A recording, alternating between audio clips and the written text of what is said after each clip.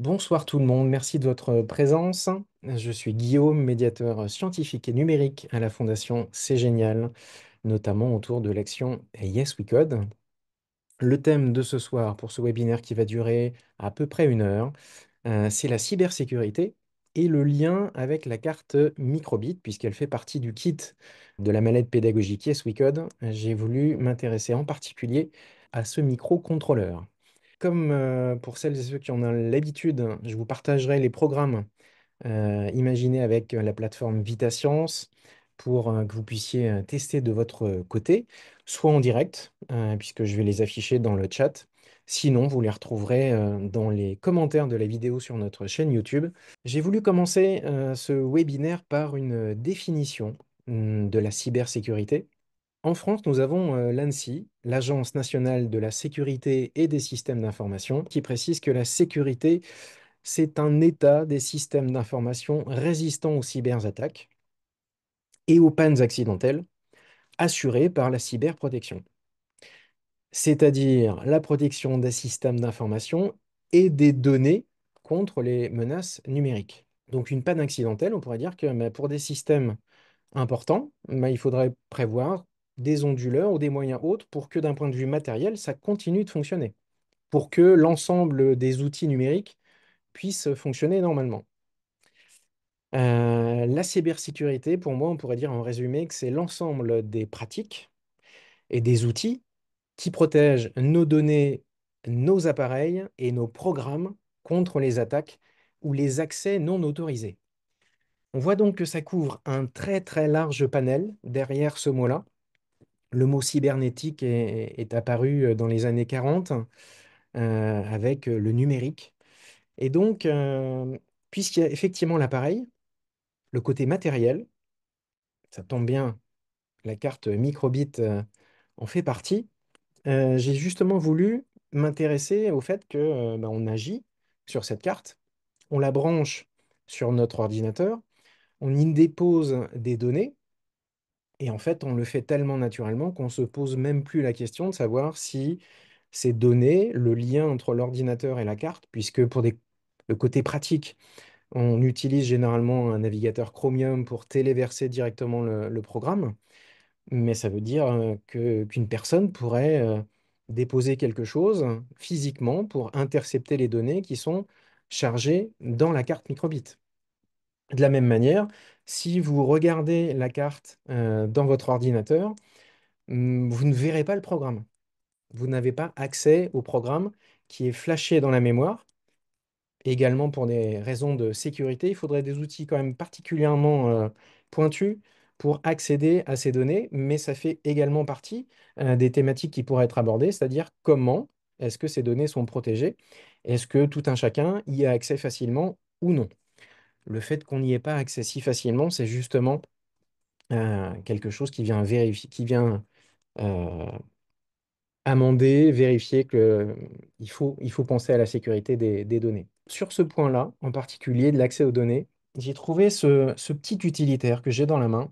C'est une aparté, mais je l'ai trouvée intéressante et c'est pour ça que je l'ai acheté. Quand on recharge son téléphone, son ordinateur et qu'on le branche sur une prise USB publique, donc je reste sur l'aspect matériel des choses, par cette prise USB, il y a de l'électricité, puisqu'on est là pour recharger son appareil, et puis il y a également deux broches dédiées au transfert des données. Donc si je m'approche et si je me mets dans une bonne position inclinée ici, sur ma prise USB, vous voyez qu'il y a quatre broches, deux pour les broches plus et moins d'alimentation, et deux pour le transfert des données.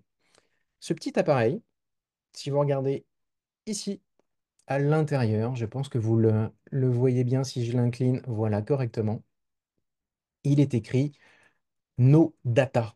Il n'y a que deux broches, les broches externes de la prise USB, donc pour transférer l'électricité, et c'est tout. Donc ce petit appareil va permettre d'éviter qu'on puisse accéder aux données qui transitent habituellement par le port USB. Évidemment, il y a des déclinaisons pour les prises USB-C et d'autres. Et c'est justement ce type d'appareil qui fait que parfois, des câbles USB que vous allez utiliser vont pouvoir faire fonctionner une carte microbit, mais parfois ne vous permettent pas de la voir dans l'ordinateur et ne vous permettent pas de transférer les données. C'est-à-dire que le câble n'est pas compatible pour le transfert des données. Donc voilà un premier élément matériel que je voulais évoquer avec vous. Et ces appareils, alors celui-ci existe depuis 2008, donc c'est assez vieux, pour justement que d'un point de vue physique, on ne laisse passer que l'électricité et une barrière physique pour empêcher le transfert de données. Premier programme que je voulais partager avec vous, je vais partager mon écran avec la plateforme VitaScience qui est déjà ici. Et je vais mettre dans le chat ce premier programme et je vais charger le programme dans la carte. Une fois que le téléversement est fait, en appuyant sur le bouton A, j'ai bien mon icône qui sourit. Et en appuyant sur le bouton B, je vais avoir une icône qui ne sourit pas et une tête de mort. Et c'est tout. Si je rappuie sur le bouton A, je peux appuyer autant de fois que je veux, je peux laisser appuyer, il ne se passera rien du tout. Ce qui bloque ici, c'est cette boucle. Une boucle répétée tant que, et cette boucle, elle se répète tant que la condition est vraie. Comme j'ai mis en condition d'entrée l'élément vrai, qui est un élément booléen, binaire, qui prend pour valeur vrai ou faux, ou 0 ou 1, que vous retrouvez dans les éléments logiques ici sur la gauche. Alors la boucle répétée, elle est juste en dessous, répétée tant que. Donc, on peut y effectuer des calculs mathématiques. Si on atteint un certain seuil, on va sortir naturellement de la boucle. Mais ici, je rentre dans une boucle dans laquelle je ne pourrai jamais sortir. La boucle se répète tant que la condition est vraie. Comme ma condition ici, c'est vrai, ben, cette condition, c'est indiqué par ce petit cartouche. Tant qu'une valeur est vraie, alors on exécute l'instruction. Et donc là, on est coincé. Alors, une attaque par déni de service, c'est soit un blocage total ou même partiel. On altère le fonctionnement normal d'un appareil. Donc, généralement, ça consiste à inonder un appareil avec des données répétées qui font que l'appareil est en train de traiter ce signal. Et à force de traiter les commandes qu'on lui envoie, puisqu'une machine, un microprocesseur, un microcontrôleur est là pour exécuter simplement les commandes, mais le nombre d'instructions à exécuter est tellement important que le fonctionnement normal est altéré, voire totalement bloqué. Donc ici, ben, ce simple bout de code illustre ceci.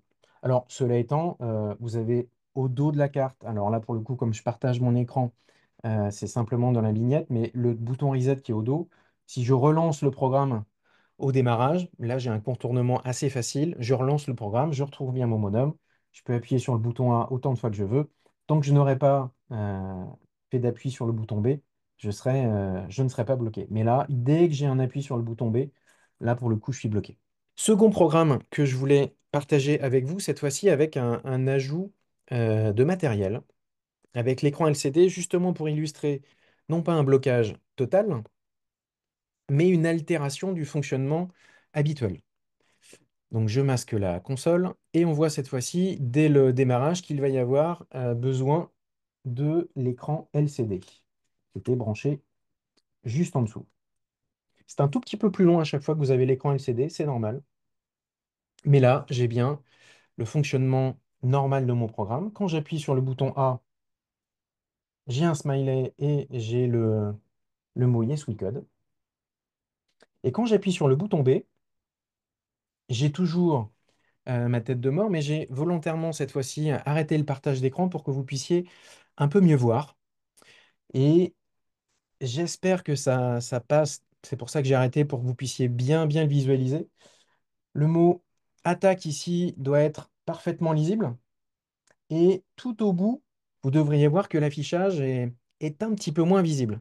Donc ici, on est toujours dans l'illustration d'une attaque par déni de service. Le service fonctionne, mais est altéré. Donc je repartage à nouveau mon écran pour qu'on puisse regarder le code en détail. Sur le bouton B, j'affiche l'icône tête de mort, mais j'ai deux instructions pour illustrer le fait que l'affichage normal, ce que j'attendrais d'un fonctionnement normal, afficher du texte totalement, c'est-à-dire attaque lancée. Et j'ai volontairement écrit quelque chose qui occupe tout l'écran, les 16 caractères. Mais juste après, je nettoie l'écran. Et je suis dans cette boucle, donc je répète indéfiniment le fait d'afficher quelque chose et de nettoyer l'écran juste après. D'afficher et de nettoyer.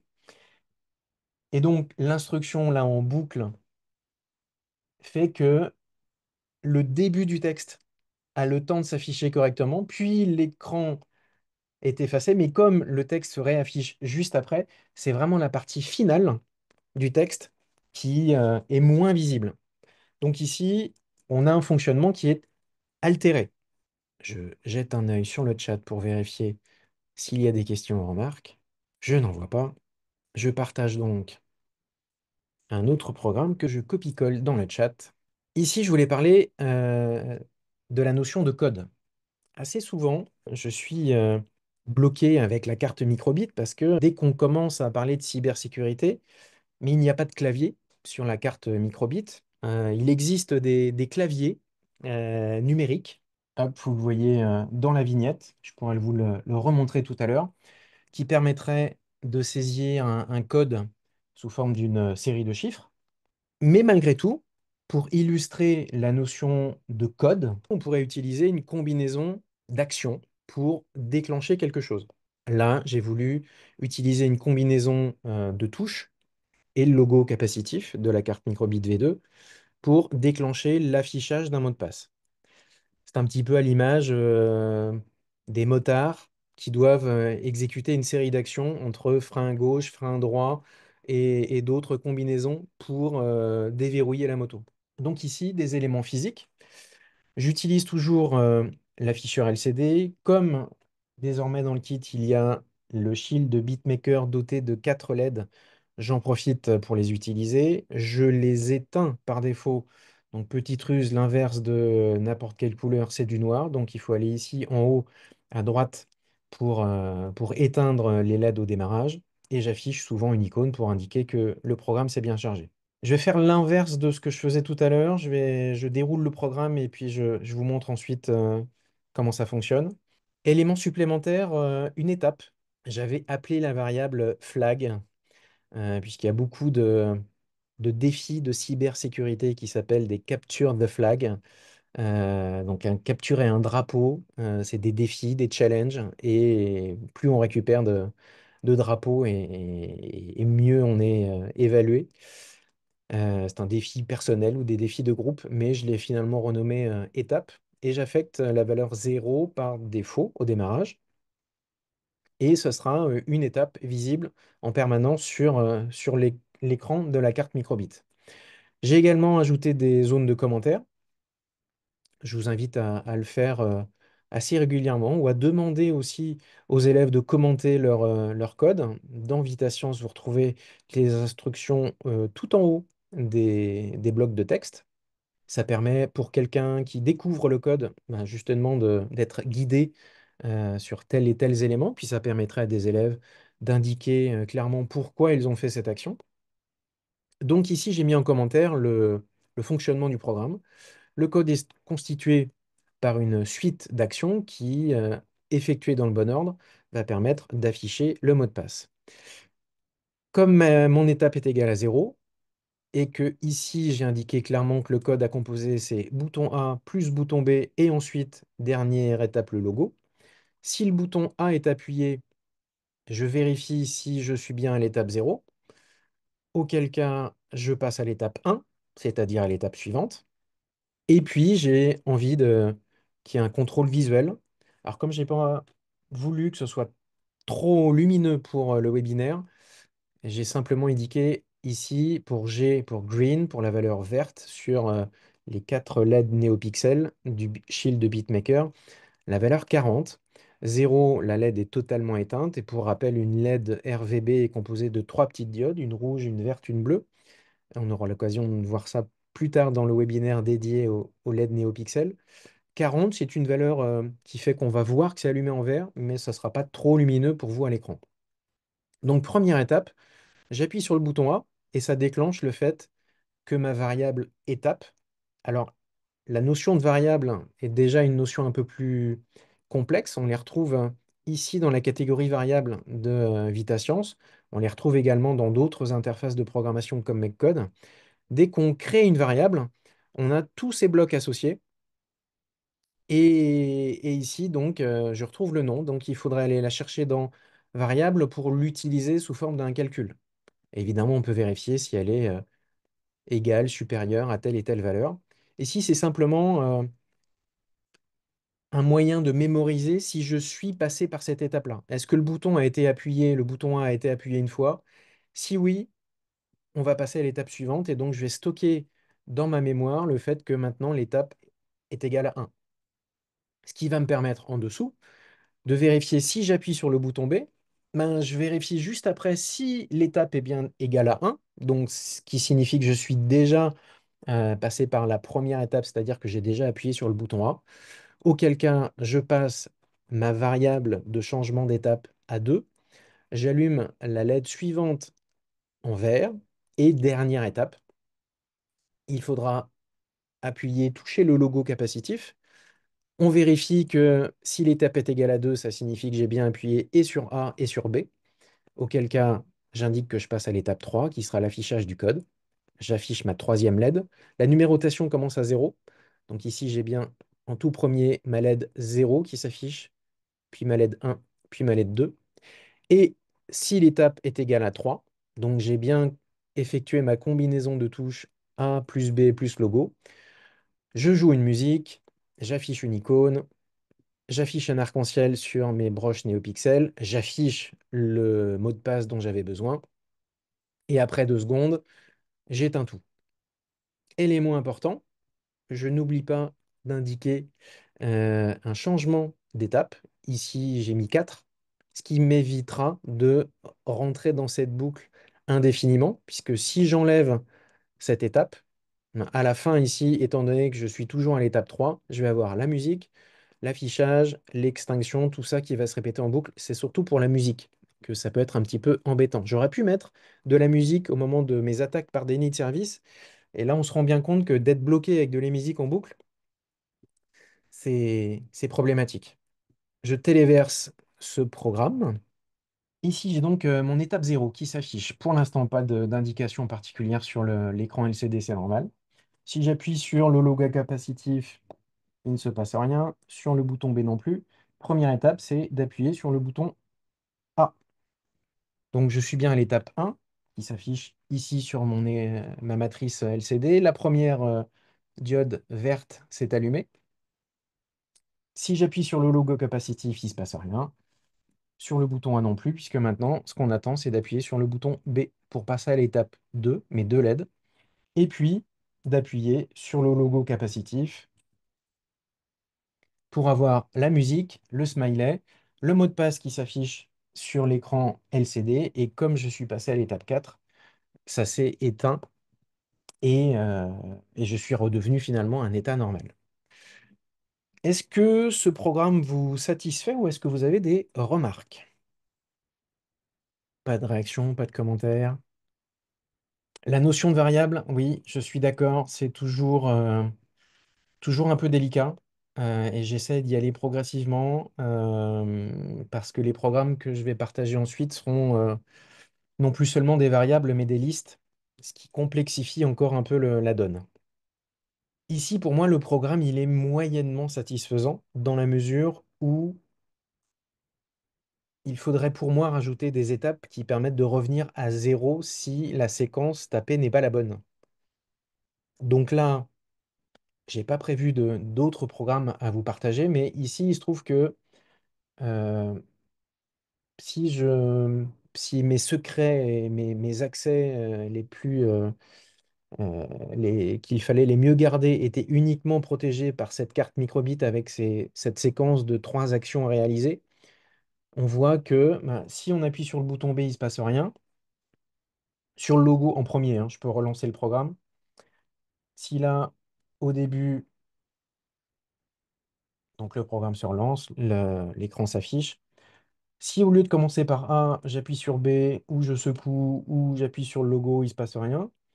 Et puis là, ah, chouette, j'ai appuyé sur le bouton A et j'ai une validation et c'est bon. Bon, en fait, n'importe qui va, en appuyant sur n'importe quoi, va de toute manière trouver le code.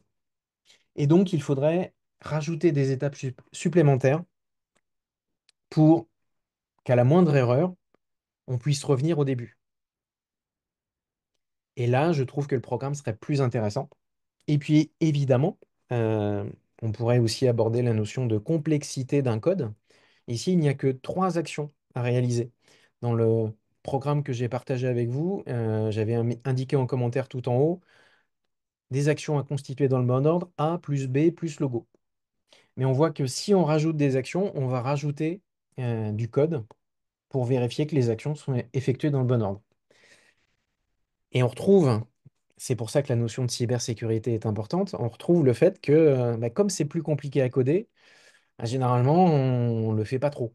Et on ne protège pas trop, un peu comme quand on nous demande à nous de choisir un mot de passe, on choisit quelque chose de facile à retenir, à moins d'utiliser un- une application dédiée, un portefeuille qui stocke les mots de passe de manière sécurisée. Comme KeePass par exemple, tout à fait. Il y en a plusieurs. Si la notion de variable est un peu complexe, dans le chat, je partage avec vous un nouveau programme. Je vais le télécharger tout de suite. Je partage mon écran juste après pour vous l'expliquer. Donc ici, le programme que j'utilise pour générer des mots de passe. Donc à chaque fois que je maintiens le bouton A enfoncé, tant qu'il est enfoncé, il y a une génération aléatoire qui se fait. Et donc je vois des chiffres qui défilent. Et quand je relâche le bouton, j'ai une proposition de code à 4 chiffres. Alors, est-ce que cet outil pour générer des mots de passe avec 4 chiffres serait satisfaisant? Clairement, la réponse est non. Je pourrais, je ne l'ai pas là sous la main, mais je peux le retrouver, le site de la CNIL avec les recommandations de mots de passe. Avant, il y avait des recommandations sur un nombre de caractères, sur des majuscules. Et maintenant, la définition a tellement changé que, on parle bah, de complexité et de longueur et de l'usage qu'on veut faire de ce mot de passe. Et donc le mot encore plus complexe, c'est l'entropie. Donc le fruit d'un calcul entre le nombre d'éléments utilisés pour composer ce mot de passe et savoir si l'entropie est faible, comme typiquement un code PIN pour un téléphone, si tant est qu'on considère qu'accéder à un téléphone ne soit pas si important que ça aujourd'hui, alors que ces smartphones contiennent beaucoup d'informations personnelles. Mais si c'est un mot de passe pour sa boîte mail, on a une entropie minimale. Et si c'est le mot de passe qui contrôle tout un tas de choses, là, il vaut mieux un mot de passe encore plus compliqué. Je vous ai indiqué que j'allais partager avec vous ce programme. Donc, je vais partager mon écran. Si vous regardez du côté gauche, je commence par ça, parce que c'est une fonctionnalité intéressante. Est-ce qu'il y a quelque chose qui attire votre regard ici quand je balaye les éléments qui sont à gauche? Il n'y a pas les robots. Et non, il n'y a pas les capteurs non plus. Il y a plein de choses qui n'apparaissent pas. Pour information, j'en profite, c'est pas sur le thème de la cybersécurité, mais c'est bien pratique. Quand dans les paramètres ici, vous allez dans la partie créer un exercice, vous avez une case à cocher qui, si elle est décochée, vous voyez, vous remet du côté gauche tous les blocs par défaut. Donc on va retrouver les actionneurs, les robots, les drones, les caméras, etc., etc. Et si vous activez le fait de restreindre la bibliothèque de blocs à seulement ceux présents dans votre programme, ben, vous allez nettoyer l'interface. Et au moment où vous partagez, ben, rien qu'en cliquant sur le mail que je vous ai indiqué tout à l'heure, vous n'avez plus que les blocs qui sont utilisés dans le programme. Ainsi, on limite, parce que moi j'ai mis des blocs en dessous pour la consigne, mais on ne peut pas utiliser d'autres blocs et donc on a une version simplifiée. Donc là, dans affichage, je n'ai que 2 options possibles. Dans les entrées, ben, j'ai que le bouton A. Dans les instructions logiques, j'en ai qu'un seul, etc., etc. Donc une version simplifiée. Si vous ne connaissiez pas cette fonctionnalité cachée dans les paramètres pour créer un exercice, c'est assez pratique pour épurer l'interface de VitaScience. Les listes. C'est un peu comme une variable, mais en plus compliqué. Une liste, ici, on peut la créer, on peut la manipuler. Ici, moi, j'ai utilisé le fait de créer une liste d'éléments qui sont séparés par une virgule. Donc, une liste contient plusieurs éléments, chiffres, textes, qui sont tous séparés les uns des autres. Là, en l'occurrence, j'ai choisi à chaque fois par une virgule. J'ai une liste de chiffres et j'ai une liste de lettres. Si je regarde mon programme principal, quand j'appuie sur A, j'ai ces instructions-là. Donc en fait, j'ai un programme relativement simple. Mais ici, j'ai un index, donc je vais quand même complexifier un peu, qui ne comporte pas la borne finale. Donc là, j'ai... Alors un index, c'est une variable qui va s'incrémenter par pas de 1. Donc qui va partir de 1, qui va aller jusqu'à 5 exclus, donc qui va aller jusqu'à 4. Et donc, ça veut dire que au lieu de compter ici, on pourrait dire qu'on va répéter avec un index qui va partir avec la valeur 1, qui va exécuter l'instruction qui se trouve à l'intérieur. Et puis, comme on augmente de 1, on va exécuter cette même instruction ici sur laquelle je clique, qui est entourée en jaune, avec une valeur d'index qui aura été cette fois-ci portée à 2, et puis à 3, et puis à 4. Pourquoi j'utilise cette valeur d'index? Si vous allez voir, hop là, c'est pour répéter 4 fois ce qui se trouve ici. Donc ma valeur d'index, ici, je ne l'utilise pas, je pourrais, mais j'en ai pas besoin. Ce qui m'intéresse, c'est de composer un texte et je suis en train de créer un mot de passe. Mon mot de passe, on voit qu'au démarrage, avant de rentrer dans ma boucle, je lui donne une valeur nulle. Donc je prends dans texte ma zone qui est ici de texte et je ne mets rien dedans. Donc je dis que mon mot de passe au début il est vierge. Je le remets à zéro à chaque fois que j'appuie sur le bouton A. Et puis 4 fois ici, je vais affecter à mot de passe une valeur, c'est-à-dire que je vais prendre le mot de passe et que je vais l'ajouter chiffre par chiffre et que je vais aller choisir dans la liste des chiffres un chiffre au hasard entre 0 et 9. Donc si je reprends pour avoir à l'écran les deux éléments, ma liste ici qui contient tous les chiffres de 0 à 9, je choisis un nombre au hasard entre 0 et 9 qui va être un élément de cette liste. Donc dans la liste de chiffres, j'obtiens l'élément au hasard compris entre 0 et 9, ça va être un des chiffres ici. C'est ce qui fait qu'à chaque fois que j'appuie sur la touche A, j'ai une génération de chiffres en sélectionnant 4 tour à tour au hasard dans cette liste pour composer le mot de passe. Si je reviens à ma consigne aux recommandations de la CNIL, 4 chiffres seulement, bah, ça s'appelle plutôt un code PIN pour un téléphone, mais pas un mot de passe. Donc ici, ce programme en l'état ne permet pas de générer un mot de passe, mais juste en dessous, j'avais laissé à disposition le fait d'utiliser un bloc pré-rempli qui fait à peu près la même chose. Mais au lieu d'aller dans la liste de chiffres, je clique dessus pour que ça se voit bien ici, souligné en jaune, je vais cette fois-ci aller chercher dans la liste de lettres. Donc entre A jusqu'à Z, on ne voit pas la fin de la liste, il y a des points de suspension, mais ça va bien jusqu'à Z. Les listes commencent à 0, c'est un peu comme les LED NeoPixel, et donc c'est pour ça que je vais jusqu'à 25. Je vais choisir un nombre au hasard entre 0 et 25, donc 0 inclus et 25 inclus aussi, ce qui fait bien 26 possibilités, les 26 lettres de l'alphabet. Je vais en choisir une dans cette liste et je vais l'ajouter à mon mot de passe. Ici, en mettant l'un sous l'autre, l'une sous l'autre, ces deux instructions, je vais avoir d'abord un chiffre au hasard, puis une lettre au hasard, puis un chiffre, puis une lettre, tout ça répété 4 fois. Donc là, je vais avoir un mot de passe de 8 caractères.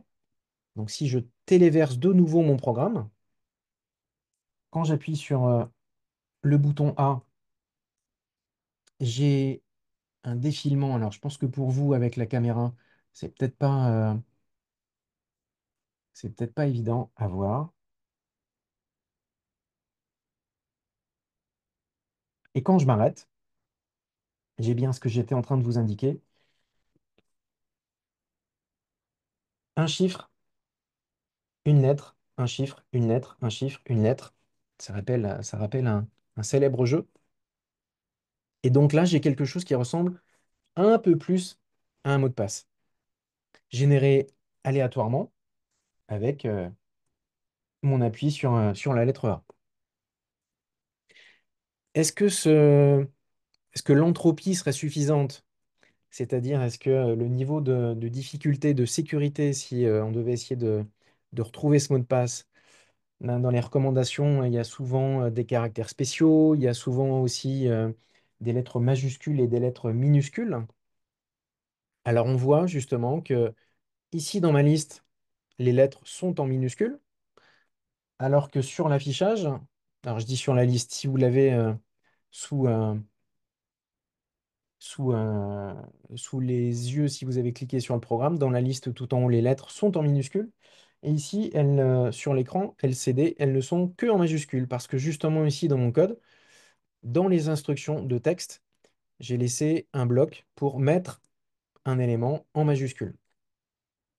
Donc là, je vais diminuer le nombre de fois que je vais passer dans ma boucle. Et c'est cette instruction ici que je vais pouvoir dupliquer, mais cette fois-ci pour l'utiliser avec les lettres telles qu'elles sont dans la liste, c'est-à-dire en minuscules. Donc, soit un clic droit pour dupliquer, soit CTRL-C, CTRL-V. Alors, je pourrais le mettre en haut, en bas, comme on veut. Et donc ici, alors je pourrais le déplacer comme ça et remettre simplement le fait d'aller piocher dans ma liste. Alors je vais quand même le mettre en bas parce que ce sera plus simple. Et tiens, petite astuce, je ne sais pas si vous le savez, si vous maintenez la touche CTRL enfoncée, vous déplacez seulement un bloc et non pas tous les blocs. Mais je vais les mettre juste en dessous, comme ça on aura les listes de lettres l'une en dessous de l'autre. Un premier temps en majuscule et sinon, comme par défaut dans la liste, en minuscule. Je téléverse cette nouvelle version du programme et cette fois-ci, j'ai bien des chiffres, des lettres majuscules, des lettres minuscules. Et il ne manque, comme tout à l'heure quelqu'un l'a indiqué dans le chat, merci, il ne manque que des caractères spéciaux. Donc là, il faudrait, le cas échéant, pour se conformer aux recommandations, cette fois-ci créer une nouvelle liste qui contiendrait point d'exclamation, esperluette, dollar, d'autres symboles, parenthèses, tiret, underscore. Alors, il faut juste faire attention à la liste. Tous les caractères spéciaux ne s'affichent pas sur l'afficheur LCD, qui est plutôt compatible avec les caractères anglo-saxons. Donc non accentués, pas de cédille, pas de E, etc. Ici, on voit un bloc radio. Alors, je voulais vous proposer une dernière activité. Allez, je vais commencer par ce programme, parce que j'en ai deux à partager. Pourquoi j'en ai deux? Puisque comme ici, vous voyez que je vais aborder des éléments radio de communication sans fil, puisque la carte microbit est dotée de fonctionnalités de communication radio par Bluetooth, avec le mode Bluetooth Low Energy, avec un rayon d'action d'une dizaine de mètres maximum. Je vais charger un premier programme. J'ai indiqué que je voulais vous le partager dans le chat. Voilà, la version d'origine qu'on vient de voir, c'est-à-dire une génération de chiffres qui défilent quand j'appuie sur le bouton A. Je viens de partager là le programme de la carte réceptrice, celle que je viens de vous mettre en démonstration. Donc je repartage mon écran pour vous montrer le code de la carte émettrice que je vais utiliser pour essayer de protéger les données. Parce que en termes de cybersécurité, on vient de voir la notion de mot de passe et sa complexité. On pourrait ajouter une protection supplémentaire qui serait ici d'utiliser une seconde carte qui envoie un code. Alors, j'ai clairement indiqué le mot code pour que à des fins pédagogiques, on comprenne, et on voit qu'ici, le programme est très simple. J'affiche une image de flèche pour indiquer que c'est la carte émettrice. Et puis, toutes les secondes, je vais envoyer un code par radio. Mais donc, je n'ai aucun élément affiché sur cette carte. Alors, ce programme, je vais le charger dans une autre carte, ici avec des éléments colorés en bleu. Je le téléverse dans ma carte et je vois une flèche qui clignote toutes les secondes. Je pense que vous le voyez en vignette, en miniature, mais de toute manière, on va voir un petit peu mieux ce qui se passe. Et sur ma carte réceptrice, donc je vais charger le programme. Mais cette fois-ci, je peux intégrer au tout début et intégrer mon bouton A ici. Là, j'ai été dans la famille d'instructions de communication. Alors, le premier bloc important ici consiste à configurer un canal. Ça aussi, ça pourrait être un élément de sécurisation. Ici, le canal est indiqué par une valeur fixe. Je suis sur le canal 7. La puissance indique la portée. Et puis ici, je m'intéresse à savoir vérifier si une chaîne est reçue. Dans les blocs d'instructions, j'ai utilisé, il y en a trois types en fait. On peut recevoir des instructions de type numérique, de type texte, alphanumérique, c'est l'équivalent ici, enfin c'est ce qu'on trouve ici avec ce bloc qui vérifie si une chaîne, sous-entendu une chaîne de caractères, et la variable associée n'a pas besoin d'être créée, mais elle s'appelle string data. Et c'est pour ça que j'effectue un test ici. On le voit ici. Si une chaîne est reçue, alors je pourrais l'enregistrer dans n'importe quelle variable que j'aurais créée, mais il y en a une qui est créée par défaut qui s'appelle string data pour dire données de type chaîne de caractères, string en anglais. Si ma chaîne de caractères est égale au code qui est reçu par ma carte émettrice, alors je peux vérifier si mon code sera bon ou pas. Cette fois-ci, lorsque j'appuie sur le bouton A, il ne se passe rien. Je n'arrête pas d'appuyer sur le bouton A parce que ma carte émettrice qui est ici, qui envoie le code, elle n'est pas branchée. Si je la branche, donc on va avoir la flèche qui s'affiche indiquant que le mot de passe est envoyé. Si j'appuie sur le bouton A, alors il va falloir que je laisse mon doigt appuyé, comme ça vous allez pouvoir constater ce qui se passe. Si j'appuie sur le bouton A, cette fois-ci j'ai bien un code qui est généré. Alors, il faut laisser le doigt appuyé puisque il faut que les deux conditions-ci soient respectées. Si un signal est reçu par radio et si mon doigt est appuyé sur le bouton A. Alors, dans le chat, on m'indique qu'effectivement, il faut initialiser le canal au démarrage. C'est ce qui était fait, euh, en effet.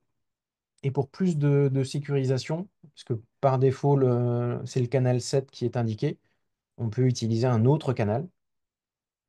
Et donc là, dès que je relâche mon doigt, bah, je n'ai plus de génération de mot de passe. Si j'appuie une seule fois, bah, il faudrait que ce soit au moment où le signal radio a été reçu, ce qui est assez peu fréquent. Et dès que je débranche ma carte, bah là, je peux laisser mon doigt appuyer sur le bouton 1 de la carte réceptrice autant de fois que je veux. Il ne se passe plus rien. On pourrait également, pour complexifier un peu, utiliser justement une carte émettrice qui affiche un signal à un moment donné, qui envoie un code à une première carte, et ce serait la seconde carte qui pourrait l'envoyer à un troisième. Dès qu'on commence à parler de complexité, de complexifier une chaîne de transmission, alors les programmes vont être de plus en plus complexes également. Là, malgré tout, on voit que dans mon code, on voit ici que dans mon programme, le code est écrit en clair. Donc, on pourrait aussi faire en sorte de retravailler le code ou bien de le composer en deux éléments reçus par radio, peut-être une chaîne de caractères qui contiendrait un premier élément et peut-être des éléments chiffrés. Et la somme des deux constituerait un code. peut être envoyé par deux cartes simultanées. Et puis, on pourrait aussi faire en sorte que ce code change régulièrement. Alors, si j'enlève le mode exercice, et si j'affiche toutes les instructions dans les entrées-sorties, on pourrait ici utiliser le bloc répété, qui est un bloc indépendant, puisqu'il n'y a pas de, il n'y a pas de multithreading, il ne peut pas y avoir plusieurs blocs répétés indéfiniment dans VitaScience, contrairement à MakeCode. Mais ici, ce bloc fait qu'on pourrait, par exemple, toutes les 30 minutes, générer un nouveau code. Mais auquel cas, il faudrait que, entre l'émetteur et le récepteur, il faudrait trouver un moyen pour faire la synchro entre les deux. Voilà ce que je voulais partager avec vous. Merci. Euh, c'est un sujet dont on parle beaucoup et la difficulté en l'occurrence, puisque là, dans le cadre de l'action Yes We Code, moi j'ai voulu me restreindre à l'utilisation en particulier avec la carte microbit. Donc c'est vrai que c'est un exercice de style un peu particulier. Il y a plusieurs autres activités, vous en trouverez dans le Padlet. Je parlais tout à l'heure des défis capture de flag, des activités en ligne avec des ressources en ligne qui utilisent des moteurs de recherche, qui utilisent des outils numériques. Sans l'aspect matériel, il y en a énormément. Et c'est pour ça que ce soir, j'ai voulu m'attacher à utiliser principalement la carte microbit. Donc c'est un défi supplémentaire qui permet d'utiliser du matériel. Mais c'est vrai que par rapport à la saisie d'un mot de passe tel qu'on le fait sur un clavier, dès qu'on utilise la carte microbit, c'est un peu plus complexe. Merci beaucoup en tout cas de votre présence, de votre participation, de votre vigilance sur le partage d'écran. Et puis j'arrête l'enregistrement, il sera disponible à partir du début de semaine prochaine pour un revisionnage. Merci beaucoup et bonne soirée.